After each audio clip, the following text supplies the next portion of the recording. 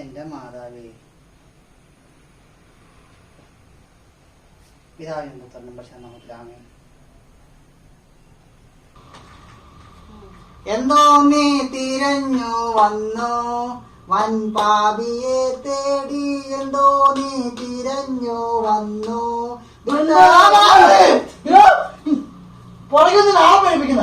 ഞാൻ പ്രാർത്ഥിച്ചതല്ലേ ഇളയപ്പ, ഇങ്ങനെയാണോ പ്രാർത്ഥിക്കണത്? ഇങ്ങനെ എനിക്ക് അറിയാവുള്ളൂ ഇളയപ്പ.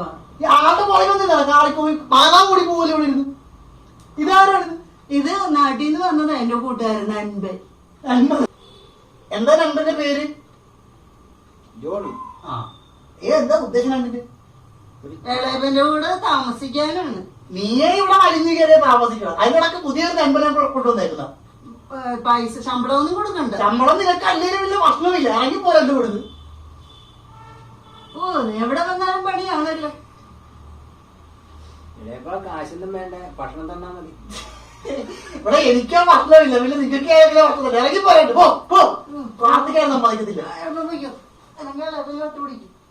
മാതാവേ, വന്നെ കുറിച്ചല്ല ഇങ്ങോട്ടാണല്ലോ കയറി വരുന്നത്.